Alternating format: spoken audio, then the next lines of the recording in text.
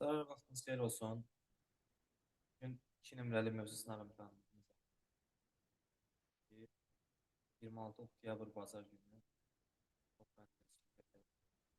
2025-26 çərçivəsində keçirilib. Və suallarımızın izahına başlayaq. Burada birinci sualımız informatika nəsil anlayışlarının ünvanıdır. Sualı kəsirik. Kəsirik ki, çox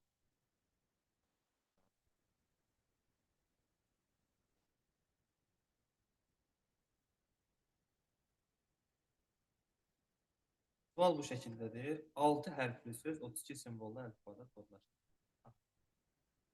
2 üstü n simvollu əlifbada bir simvolun n bit olması bizə məlumdur. Bu da o deməkdir ki, əgər 32 2 üstü 5-ə bərabərdirsə, deməli bu əlifbada bir simvol 5 bitə bərabər. Bu da bir simvol 5.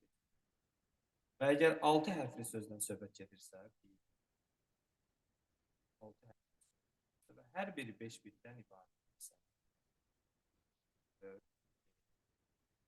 bu 6 dəfə 5 30 bit olması anlamına gəlir. Sualın davamında qeyd edir ki, bu sözün yaddaşda tutduğu yerə, hansı ki biz tapdıq 30 bitdir. Məsələn 24 simvollu əlifbanın içində. 24 də 210 olduğu üçün bu əlifbada bir simvol 10 bit. İndi sual olunur ki, 30 bit ümumi yaddaşın içərisinə ora neçə dənə 10 bit yerləşir? Təbii ki, bu İkinci sualımız biraz maraqlı, biraz fərqli sual tipidir. Sualı sizin üçün kəsiləm.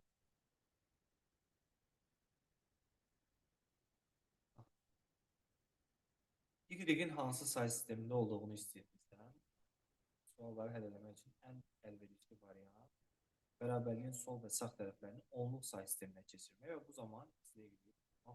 Gəlin baxın. Onluq say sisteminə keçid etmək üçün təbii ki, istədiyiniz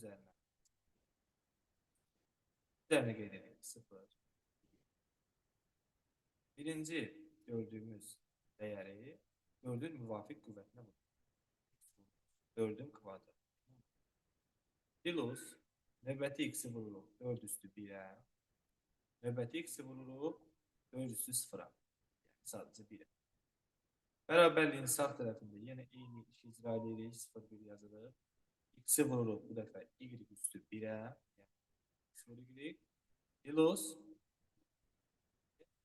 və x vurulsun y üstü 0, yəni x vurulsun.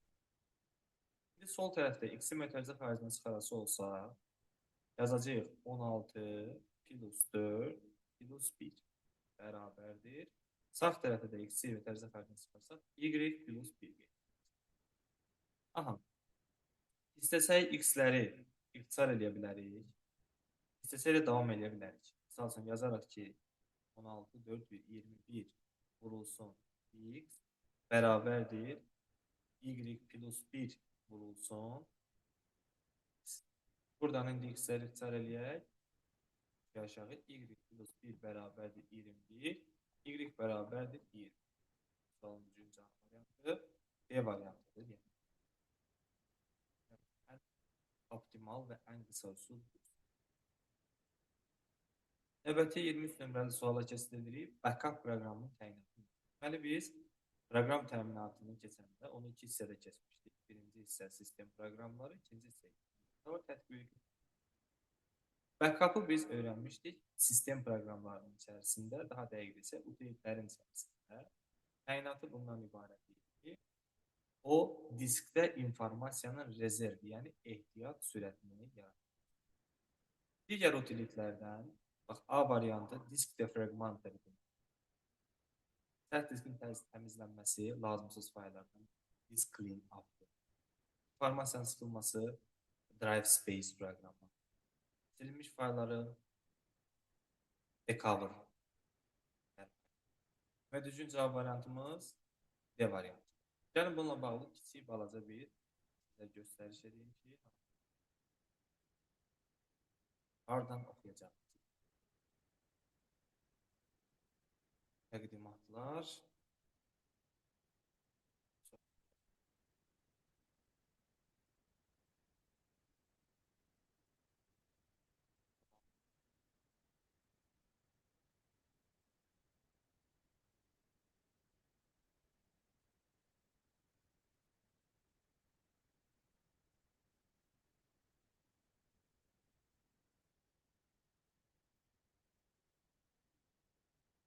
Tam da yerindeyim.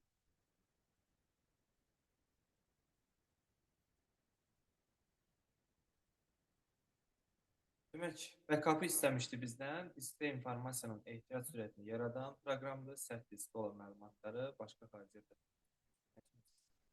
başqa məqsəd. Davam edirik. Növbəti sualla. 24 nömrəli suala baxırıq. Onluq sayı sistemində verilmiş ədədi 16-lıq sayı sisteminə çevirəndə neçə rəqəmli? Sualımızı kəsək yenə.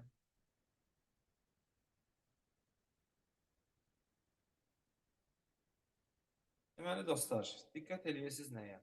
2 üstü 53-ü 16-lığa çevirə bilmək üçün. Onu üstü 4 əsasdan göstərmək. Burada qeyd edirik. 2 üstü 4-ü biz nəyə vursa, o bizə 53-ü verər. Təbii ki, 53 özü 4-ə bölünən ədəd deyil. 52-ni 4-ə bölmək olar amma. Deməli, 4-ü nəyə vursa, heç olmasa 53-ə yaxın olur. 4-ü vurarıq 13-ə, eləyər 52. Bir dənə 2 üstü 1 qalar havada. Onu da əmsal kimi qeyd edirik. 2 üstü 1 vurulsun, 2 üstü 4 üstü 13. Yəni 2 üstü 1 vurulsun, 2 üstü 52, yenə 2 üstü 53-ü bizə verər. Şimdi sual olur ki, neçə rəqəmli ədəd alır? Təbii ki, burada 16-nın ən böyük qüvvəti bizim üçün çox önemli. Hansı ki, 13-dür. Deməli, biz düşünürük ki, 13-dən 0-a qədər dəyərlərimizi düzəcəyik.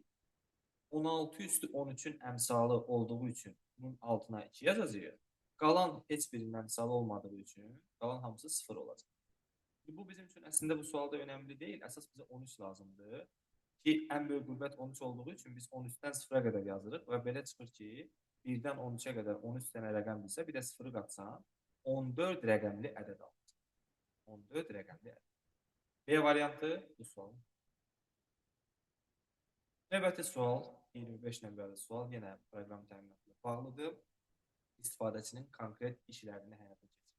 Konkret probleminə yönələn proqramlar, təbii ki, tətbiqi proqramlar. Ümumiyyətlə, proqram təminatında 3 növ var. Hansı ki, bunların birincisi sistem proqramlarıdır. Bunlar kompüterin işini idarə etmək üçün. Tətbiqi proqramlar üçün normal informasiya yaratır. Tətbiqi proqramlar istifadəçinin konkret probleminə yönəlir. Məsəl üçün, Word sənin hansı problemini həll edir? Mətin yaza bilmək üçün. Və yaxud Excel elektron cədvəl hazırlamaq. Yəni, hazırlanmış proqram yalnız istifadəçinin işinə yarayırsa, deməli, instrumental isə yeni proqram yaratır. Və C variantı düzgündür. Biz keçid alırıq 26 nömrə. Sualımıza bu da algoritm.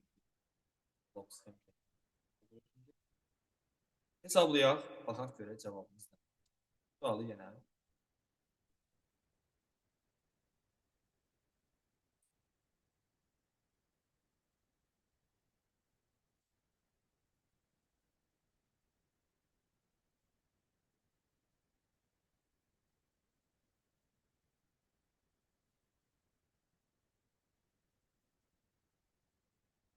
Deməli, burada şərt blokuna müraciəti soruşur. Yəni, bizdən nə i-nin qiymətini soruşmur, nə sonda magistr listlərə çatdıracaq, onu soruşur. Bizdən soruşduğu yalnız nədir? Şərt blokuna neçə dəfə müraciət edir? Yəni, bax, bu gördüyünüz rombun içindən neçə dəfə keçəriksə, o qədər şərt blokuna müraciət edir. Özümüz üçün qeyd edirik.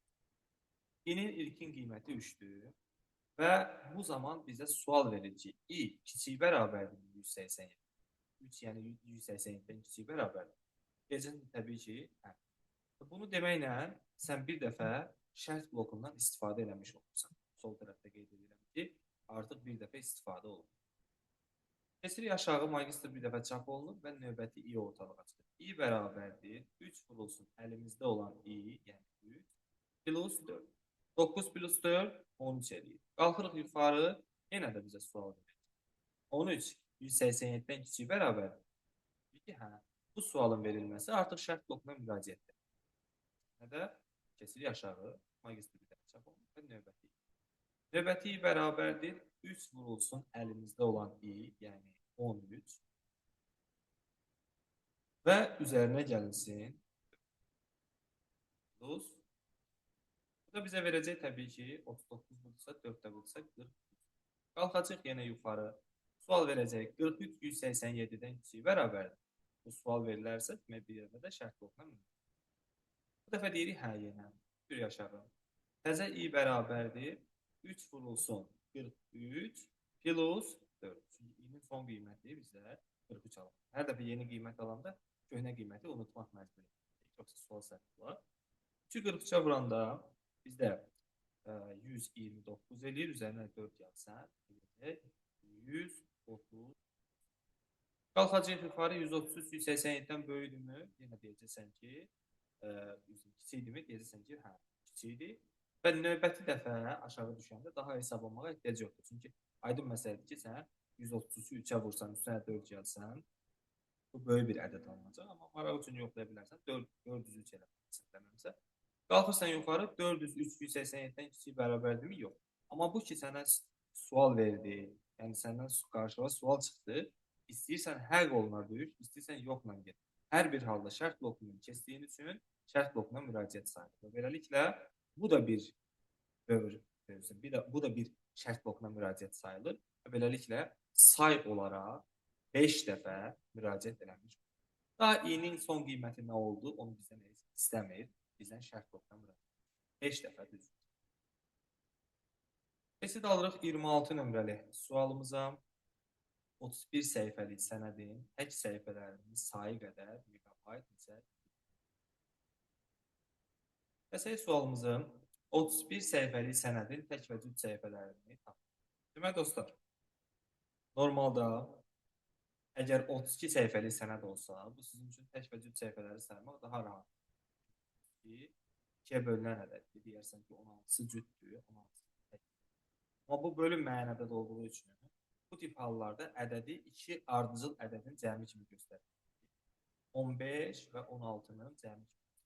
Bu zaman çox olan həmişə tək səhifələrin sayı olur, az olan cüt səhifələrin sayı. Niyə görə?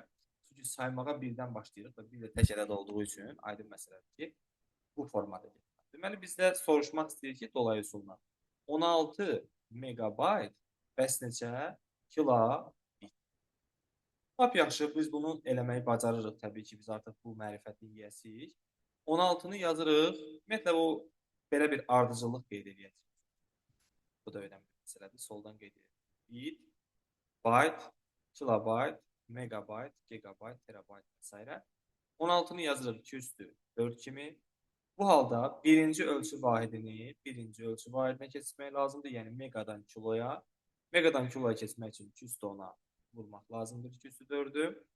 İkinci mərhələdə aldığımız nəticə 2 üstü 14 olur. İkinci mərhələdə bytedan bitə keçirik. Yenə də aşağıdan yuxarı qalxdığımız üçün yenə vurmaya ehtiyacımız olur. 2 üstü 14-ü bir dəfə də 2 üstü 3-ə vurur. Nəticə etibarilə 2 üstü 17 alırıq. Cavabımız C variantı olacaq 27 nömrəli sual. 28 nömrəli sualımızı keçək. Mövzu sınağı olduğu üçün biraz hesablamamız çoxdur. Növbəti sınaqlarda hesablamaların sayı azalacaq və o qədər azalacaq ki, qəbula yaxın 20-yə yaxın 20 də 8-10 üzərində nəzəriyyə sualı, qalanları hesablama olacaq. Biraz hesablamadan çəkinən, ürkən dostlarımız var. Ona görə onlara deyirəm ki, çox da narahatçılıq olmasın. Yəni, əsasən burada sizin nəzəri bilikləriniz daha böyük rol oynayır. 129 səhifəlik bir sənəddir və onun birinci səhifəsində şəkil var. Qalan səhifələrində, geriyə qalan səhifələrdə 128 səhifə alınır. Burada da mətn faylı. Deməli, biz 2 dənə həcm tapacağıq. Bir dənə V şəkil V-si olacaq, bir dənə V mətn V-si olacaq. Sonra onları toplayıb ümumi həcmi kilobaytla. Buna görə gəlin işə başlayaq təbii ki. Şəklin həcmini tapmaq üçün ekranın enini, uzunluğuna vurub və bir də bir rəngin həcminə vurmaq lazımdır ki, bunun əgər icra eləsi olsa, A-mız olur 2 üstü 10, B-miz 2 üstü 9, 2 üstü 10, vur 2 üstü 9. Bir də rəng çaları ifadəsi olanda biz bütün palitranın sayının, rənglərin ümumi sayının 256 olduğunu bilirik və beləliklə bizə artıq məlum olur ki, bu palitrada bir rəng üstü qədərdir. 256 üstü neçədirsə, o qədərdir. Yəni 8 bitdir. Bizim işimiz rahat olsun deyənə, bura 8 bit yazmaqdansa, yəni n bitin yerinə 8 bit yazmaqdansa, elə 1 bayt yazarıq ki, sabah deyəndə birazdan kilobayta çevirəndə işimiz daha rahat olsun. Hansı ki, artıq cavabımız əlimizdədir. Kilobayta çeviririk ki, sonda cavabı kilobaytla istəyəcəklər. Baytdan kilobayta geçmək üçün isə 210-a bölmək lazımdır. Bizim əlimizdə qalır 209, yəni 512 kilobayt. Bu bizim oldu nəyimiz? Şəkil V-miz. İndi mətn V-mizi tapırıq.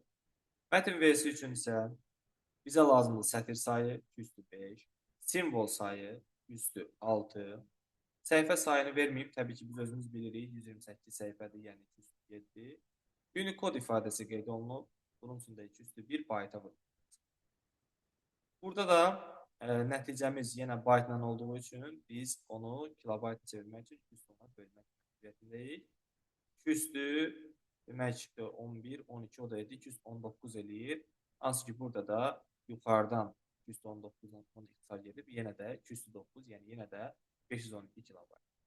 Sonda isə onları toplayırıq, cavabın B variantı, yəni 1024 kilobayt olur. Tapırıq. Deməli, biz bir şəkil həcmi tapdıq, bir mətn həcmi tapdıq, sonra onları topladıq, cavabı kilobayt. 29-cu sualımız nəzəriyyə ilə bağlı sualdır. MS Office, Microsoft Works, Framework kimi proqramlar hansı sinifə aiddir? Bu proqramların hər üçü proqramlar instrumental inteqrallaşdırılmış paketlərə aiddir. Niyə görə? Burada inteqrallaşdırılmış var. Ona görə təbələ deyirəm ki, yadda saxlayın. Proqramlaşmanın inteqrallaşdırılmış mühiti ifadəsini görsəz, o instrumentaldır, amma inteqrallaşdırılmış paket görsəz, ağlıma o cümlə gəldi. Dəfələrlə o dərsi keçdim. Neysə, bax, burada gördüyünüz ifadələr hər üç proqram inteqrallaşdırılmış paket, yəni öz içərisində birdən çox proqramı birləşdirən optimaldır. Bilirsiniz, ofisin içərisində birdən çox proqram. Eləcə Microsoft Works və Framework. Bu proqramlar tətbiqi proqram ümumi təyinatlı bölgəsinə, oradan da inteqrallaşdırılmış bölgəsinə aid. Gəlin yanlış şəkildə göstərim. Baxın, tətbiqi proqramlar özlüyündə. Bölgələrə onların birincisi ümumi təyinatlı. Hansı ki, onların içərisində olan bölgələrin biri də inteqrallaşdırılmış. Biraz aşağıda biz inteqrallaşdırılmış bölgələrin siyahısına görə müxtəlif funksiyaları yerinə yetirən proqram komponentlərini üstünə birləşdirən optimal. Və cavabımız B variantıdır. Keçid alırıq 30 nömrə. Suala. Onluq sayı sistemində verilmiş ədədlərdən hansı 7 bitdən azdır?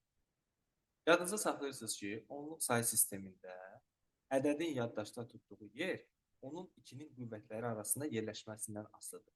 Misal üçün, onluq sayı sistemindəki 6 2 üstü 2 ilə 2 üstü 3 arasında yerləşirsə, demək ki, o 3 bitdir. Və yaxud da onluq sayı sistemində olan tutaq ki, 100 ədədi 2 üstü 6 ilə 2 üstü 7 arasında yerləşirsə, o 7 bit yer. Deməli, bizim burada axtaracağımız ədəd nə olmalıdır? 2 üstü 6 ilə 7 arasında yer tutmamalıdır. 2 üstü 5 ilə 6 arasında olmalıdır ki, o 7 bitdən az yer tutsun. Bu ədəd də təbii ki, B variantındakı 63 ədədidir. Hansı ki, 63 ədədi 5 ilə 206 arasında yerləşir və bu da onun 6 bit yer tutduğunu bizə göstərir. Hansı ki, 64 206 olsa belə, o yaddaşda üstü plus 1 7 bit yer tutur. 99 2 üstü 6 ilə 2 üstü 7 arasında yerləşdiyi üçün 7 bit yer tutur. Eləcə də Y variantında 79, eləcə də A variantdakı 100. Demək, düzgün cavab variantımız B variantıdır, o da 2 üstü 5 ilə 6 arasında yerləşdirir. 31 nömrəli sualımızı kəsək. Bu da eyni sualdır. Fikir verirsiniz, 30 ilə 31 eyni qəbildən olan sual tipləridir. Onluq sayı sistemində hansı ədədlər yaddaşda 8 bit yer tutar? 8 bit yer tutursa, deməli o ədəd 2 üstü 7-dən artıq olmalıdır, amma 2 üstü 8-ə çatmamış olmalıdır. Yəni 128-in özü ola bilər. Çünki 128 üstü 7 olsa belə üstü plus 1 bit yer tutur. Və 256 6 ola bilməz. 256 olsa 208-in özünə bərabər olar. O 9 bit yer tutar. Onda nə olmalıdır? 255 255. Çünki bax yenə də deyirəm, bu çox önəmli bir məsələdir. Onluq say sistemində ədəd 2 üstəyin özünə bərabərdirsə, o yaddaşda n plus 1 bit yer. Yəni bizim ədədimiz 64-dürsə, o 2 üstü 6-dırsa, biz deyə bilmərik o 6 bit yer. O 6 plus 1, yəni 7 bit yer. İstənilən qüvvət üçün də keçərli. Və düzgün cavab variantımız C variantıdır. 128-dən 255-ə qədər. 128 ona görə ki, 207-nin özünə bərabər. 32 nömrəli sualımızı kəsirik.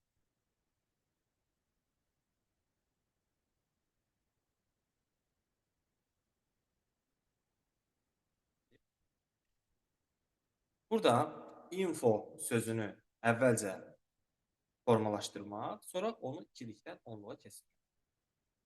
Deməli, i hərfi bizdə gördüyünüz kimi 1100-dır qeyd edirəm. 1100. Bu bizim i. Sonra n hərfi. N hərfimiz 4 dənə 1. 1, 2, 3, 4. Sonra gəlir f hərfimiz. F hərfi 1010 1010. O da ki 1101 1101. Baxın, ikilik say sistemindən 16-lıq say sisteminə keçid üçün bizim qaydamız var. İndi o qaydanı tətbiq edirik. Bunun üçün nə edirik? Formada əvvəlcə bölmə həyata keçiririk. Ondan sonra üzərinə qeyd edirik 2-nin təkrarsız qüvvətləri. 8, 4, 2, 1, 4, 2, 1. Bu gördüyümüz 4 dəyərdən hansının altında 1 varsa o aşağı düşür. Yəni aşağı və 4 düşəcək. Burada hamısı düşəcək. 8, 4, 2, 1. Hamısı aşağı toplanacaq. Burada 8 ilə 2. Burada isə 8, 4 və 1. 8-dən 4-ün cəmi 12-dir. 16-lıq say sistemində 10-umuz A-dır, 11 B, 12C, 13D, 14 Y, 15 isə F. Formalaşdırıq. 8, 4, 12 edir. Deməli, birinci dəyərimiz olacaq C. Sonra 15-in özü F. Sonra 10 A. Burada da 13 eləyir D. C, F, A, D. Deməli, cavabımız A variantı.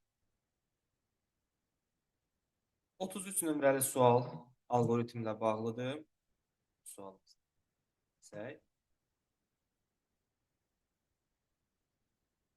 Burada çox az bir şəkildə ingilis dilini bilmək lazımdır. Çünki if bizdə əgər deməkdir, then onda deməkdir, else əks halda deməkdir. İndi if x böyüdürsə y-dən, burada x ilə y əvvəldə yox, axırda qeyd ediblər. Və sonda da x vur y soruşur. Soruşur ki bizdən, maraqlı sual. Soruşur ki bizdən, əgər x böyüdürsə y-dən, mənfi 2, mənfi 4-dən böyüdür. Bilirsiniz ki, mənfi dəyərlərdə daha kiçik olan dəyər daha böyük.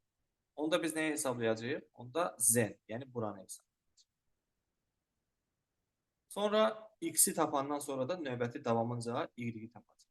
Əgər belə olmasaydı, yəni mənfi 2, mənfi 4-dən böyük olmasaydı, onda biz yalnız else baxıb, yalnız y-in qiymətini tapacaq, x öz yerində qalacaqdı. Amma burada həqiqətən də şərt ödədiyi üçün həm zen-dən sonraki x ədədi tutmaq üçün x-dən istifadə edəcəyik, eyni zamanda y-i tapacaq. Hər ikisi yenilənəcək.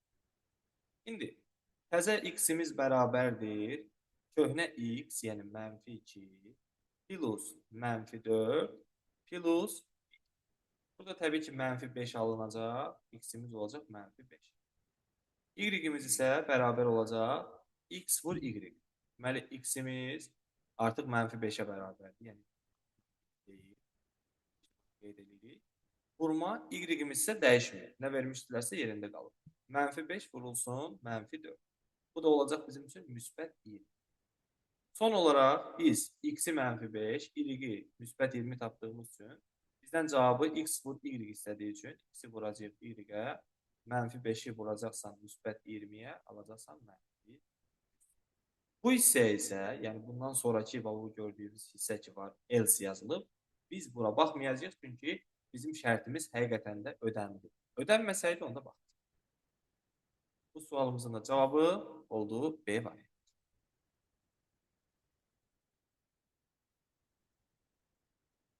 34 nömrəli sualın izahından davam edək dostlar. Deməli, burada çox maraqlı bir məqam var. Əslində bu sual istifadəçi ilə kompüter arasında hansı ardıcıllıqla əlaqə qurulur, onu bilmək. Bir xəttkeş çək.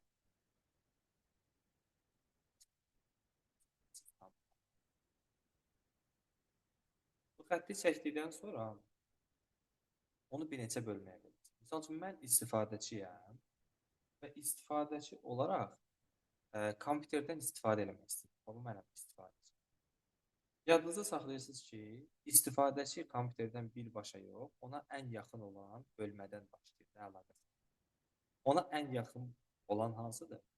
Təbii ki, tətbiqi proqramı. Word proqramıdır. Mən Word-ü açmışam, işləyir. Bu Word-ün idarə olunması üçün mənə nə lazımdır? Təbii ki, əməliyyat sistemi lazımdır ki, o mənim üçün Word-ü açsın və onu idarə eləsin. Onun üçün normal informasiya mühitində. Bundan əlavə isə bizə lazımdır ən yuxarı nöqtədə, təbii ki, aparat təmin. Xarici yaddaş, daxili yaddaş qurğuları, John von Neumann arxitekturunun mərkəzi hissəsi və periferiya hissəsinin qarşılığı. Deməli, belə çıxır ki, ən solda, yəni işin ən sonunda durur qurğu. Qurğunun köməyi ilə açılır əməliyyat sistemi. Yəni, qurğu olmasa əməliyyat sistemi işləyə bilməz. Təbii ki, qurğumuz olmalıdır. Sonraki mərhələdə aparat təminatı, sonraki əməliyyat sisteminin idarə elədiyi sağdakı tətbiqi proqramdır. Ən sağda da istifadəçidir, yəni kompüterin idarə olunması, istifadəçi ilə kompüter arasında əlaqə, bax bu ardıcıllıqla həyata keçirilir. C variantıdır. 35 nömrəli suala baxırıq. Bu nəzəriyyə suallarından biridir. Tətbiqi proqramların içərisindən elmin müxtəlif sahələrində qarşıya çıxan müxtəlif bizə bəzi məsələlərin həllinə tövsiyə verən, hətta bizim yerimizə qərar qəbul edə bilən proqnostik proqram. Bunlar tətbiqi proqramların içərisində yer almış ekspert sistemlərdir. Gəlin kiçik balaca bir sizə bundan baxın.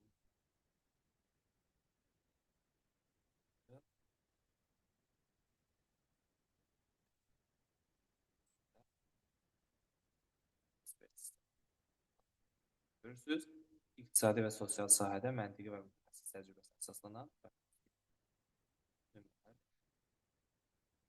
36-cı sual. Alqoritm icra olunsun, X və Y-in nəticələri.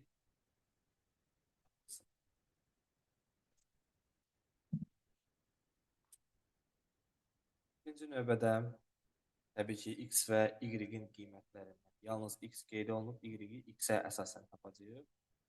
Y-imiz bərabərdir 2 vurulsun X, yəni 2 vurulsun 10 və minus 4.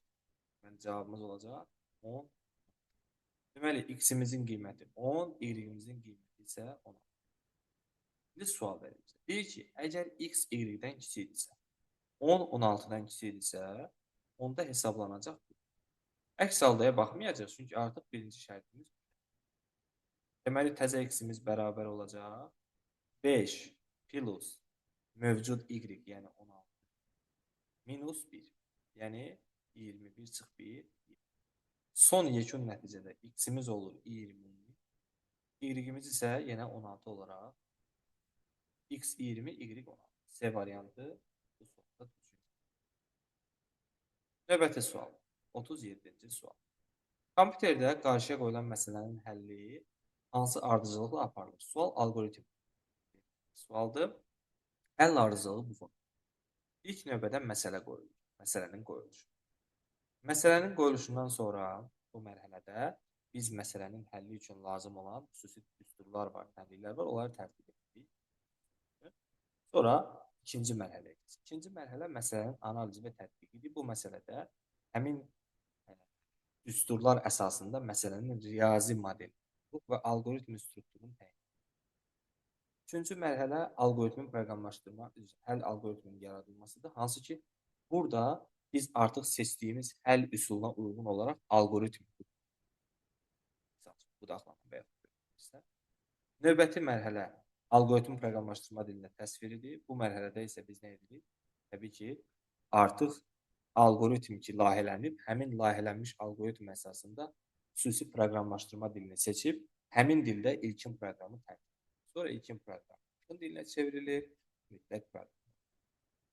Daha sonra proqramın mətnində ola bilər ki, məntiqi səhvlər. Məntiqi səhvlərin tapılıb aradan qaldırılması 6-cı mərhələdə, yəni testləşdirmə və sazlama mərhələsində. Burada 6 yazılıb, orada 5. Və sonuncu mərhələ isə nəticələrin analizi və deməli, burada 543, 260, B variantı alqoritmin buna geniş yer verir. 37-ci sualımızda bitdi. Keçirik 38 nömrəli sual. Doğru fikirləri müəyyənləşdirin. Detektorlar əməli yaddaş və xarici yaddaş qurğularında virusların axtarışını təmin edir. Bəli, tamamilə doğrudur. Solaris əməliyyat sisteminin iş imkanlarını artıran və yeni imkanlar əlavə edən örtük. Xeyr, örtük proqramlarımızda Solaris aid deyil. Solaris şəbəkə əməliyyat sistemlərinə və eyni zamanda adi bir kompüterin işini idarələyən əməliyyat sistemlərinə aiddir. Amma əməliyyat örtüklərində Solaris yox. 2 yanlış. Driver istilik tarazlayıcısı deyil, bu cooler. Cooler bizim istilik tarazlayıcımız. Slotlar əlavə plataları əməliyyat daxili bəli düzgün cavabdır. Panda antivirus proqramları tərəfindən tapılmayan virusdur. Panda deməli viruslardan biri deyil. Çünki antivirusun özüdür Panda. Və ümumilikdə antivirus tərəfindən tapılmayan virus isə demin kitabında stealth. ST6 yazılır. Stealth-da bizdir. Stealth virusları antivirus proqramları tərəfindən tapılmayan virus. Deməli, burada düzgün cavab variantımız lap birinci və dördüncü. İndi isə 39 nömrəli sualımıza baxacağıq. 39-cu sualda kvadrat tənliyin blok sistem təsvirində iştirak etməyən baxın, kvadrat tənliyin blok sisteminə əgər burası olsa, bizə nə lazımdır? Bizə ilk öncə başlanğıc blok lazımdır ki, işə başlayaq. Bitəndə də bu lazımdır. Sonra bizə lazımdır ax kvadrat üstür belədir axı. Ax kvadratı plus bx plus c tutaq ki, minus olanlar bərabərdir 0. Burada bizə nə lazımdır? A-nın, B-nin, C-nin qiymətləri daxil edilməlidir. Bu blokun içərisinə. Sonra biz nə etməliyik? Sonra biz diskriminantı hesablamalıyıq. Misal üçün, diskriminantı da burada hesablayarıq. Çünki hesab blokumuz budur. Diskriminantı hesablayandan sonra diskriminantı 0-dan böyük və yaxud 0-dan kiçik olduğu və yaxud 0-dan 0-a bərabər olduğunu da bu şərt blokunda öyrəndik. Amma modifikasiya blokuna heç bir halda müraciət olunmaz. Niyə görə olmaz? Çünki modifikasiya bloku dövrlərin sayı öncədən bizə bəlli olanda bizim hazırladığımız alqoritmdə bizə lazım. Yəni, misal üçün, modifikasiya blokunda qeyd olunur 3, 9, tutaq ki, 1. Biz bilirik ki, 3-dən 9-a qədər bir addımla 3, 4, 5, 6, 7, 8 və 9-cu ümumilikdə 7 dövrdən ibarət bir alqoritm olacaq, yəni icra olacaq. Məsələ ondan ibarətdir ki, burada elə bir şeyə ehtiyac yoxdur. Çünki kvadrat tənliyin həllində lazımdır giriş məlumatlar, paralelogramda qeyd. Lazımdır diskriminantı hesablamaq, burada hesab. Lazımdır başlamaq, ovalla. Lazımdır diskriminantın sıfırla müqayisəsi burada. Sonra x1, x2-ni hesablayanda yenə də düz bir cavabımız. Amma modifikasiya blokunun bura heç bir aidiyyəti yoxdur. Ona görə kvadrat tənliyin həllində bu blok iştirak edə bilməz. 40-cı sualımıza baxırıq. İnformasiyanın adekvatlığı nədir? İnformasiya xassələrindən biridir. Adekvatlıq işin real obyektiv vəziyyətinə uyğun. A variantında dəqiqliyin izahıdır. C variantı aydınlıqdır. D variantı tamlıq. E variantı isə qiymət. Bundan sonra açıq tipli testlər gəlir. Mausu kompüterə qoşan port. LPT portu qeyd edə bilərsiniz. Printer və skaner üçün. Tom doğrudur. Mouse, modem, klaviatur. AUX səs qurğuları, səs cihazları. PS2 mouse klaviatura. VGA portu monitor play. HDMI beyin. USB ümumi universal olduğu için bu da cavabdır. Firewire ise rəqəmsal qurğuları qurulur. Rəqəmsal kanal. Cavabımız 2, 4 və 7. Portlarla bağlı olan məqama bir balaca diqqət eləmək istəsəniz, baxa bilərsiniz hal-hazırda portlarla bağlı birinci səhifəmizdir. Bu da ikinci səhifə. Videonu saxlayıb istədiyiniz kimi əzbər. Əgər indi öyrənmişsinizsə daha doğrusu. Keçid alırıq növbəti 42 nömrəli suala. Bu da nəzəriyyə ilə bağlı sualdır. Proqram təminatına bağlıdır. Əməliyyat örtükləri hansılar? Əməliyyat örtükləri burada qeyd olunur. Norton Commander, Xtrepra Gold, PC Shell və DOS Navigator. Əməliyyat örtükləri nə üçündür? Əməliyyat sisteminin çatışma əməllərini birləşdirmək və istifadəçini əməliyyat sisteminin əmrlərini dərindən bilmək. Azad. Cavab 1, 2, 5. 43-cü sual. Sözün kodlaşdırıla biləcəyi minimal simvollu əlifbada and sözünü kodlaşdırmaq. Əvvəlcə onda tapmaq lazımdır ki, bu sözün kodlaşdırıla biləcəyi minimal simvollu əlifbada ümumiyyətlə neçə simvol olmalıdır və bu əlifbada bir simvol neçə bit. Bundan sonra düzgün cavabı tapın. Deməli, bu sözü yaza bilmək üçün bizə lazımdır əlifbada böyük A-nın olması, N-nın olması, balaca A-nın olması, çünki kiçik A-nın, balaca A-nın kodu fərqli olur. K hərfi olmalıdır, O olmalıdır, N artıq bizdə var, D olmalıdır, A artıq bizdə öncədən var idi. Deməli, bu sözü yaza bilmək üçün bizim əlifbamızda ən azı 6 hərf olmalı. Əgər 6 hərf olmalıdırsa, bu əlifba 6 simvollu əlifbadır. 6 simvollu əlifbada bir simvol yaddaşda 3 bit yer tutur. Çünki 6 2 üstü 2 ilə 2 üstü 3 arasında yerləşir. Və əgər and sözünü biz kodlaşdırası olsaq, bu əlifbada and sözü. Onda nə baş verəcək? Hər simvolumuz 3 bit olmaq şərti ilə ümumilikdə 3 dənə hərfdən istifadə olunur və deməli belə çıxır ki, ümumilikdə 9 bitə ehtiyac var. 9 bit bizim. Son iki sualımız dostlar. 44-cü sualın kəsək. 130 səhifəlik bir sənəddir. Birinci və sonuncu səhifələrində şəkil var. Qalan səhifələrində isə simvollar verilib. 130 səhifənin birinci və sonuncu səhifəsi isə deməli 2 səhifəmizdə biz şəkil həcmi tapmalıyıq. Geriyə qalan 128 səhifədə isə mətn həcmi tapmalıyıq. Və sorular toplayaq, bayaqki sual. Deməli, şəklin həcmini tapmaq üçün bizə əvvəlcə düstur lazım idi. Amma burada artıq ehtiyac yoxdur ona. Çünki öncədən verilib ki, 15 kilobaytlıq şəkil. Deməli, birinci səhifədə də 15 kilobayt, eyni zamanda sonuncu səhifədə də 15 kilobayt. Deməli, 30 kilobayt bizim cibimizdə bir kənarda var, gözləyir bizi. Mətni tapıb ondan toplayacaq. İndi 16 sətir, 2 üstü 4, 32 simvol, 2 üstü 5, səhifəmiz 2 üstü 7, Unicode ifadəsi yoxdur. Başqa bir əlifbaya işarə edilmir. Deməli, ASCII bir baytıdır. Nəticəni kilobaytla istədiyi üçün 2 üstü 10-a böləcəyik. Burada da 2 üstü 9, 7, 2 üstü 16 eləmişdi. 2 üstü 16-dan da 2 üstü 10 gedir, qalır 2 üstü 6. Yəni 64 kilobayt da budur. 30 kilobayt da öncəkinin olmasını nəzərə alsa, deməli, ümumilikdə 64 plus 30, 94 kilobayt imiş. Sənədin ümumi. Və nəhayət sonuncu sualımız nəzəriyyə ilə bağlı sualdır, aparat təminatı ilə bağlıdır.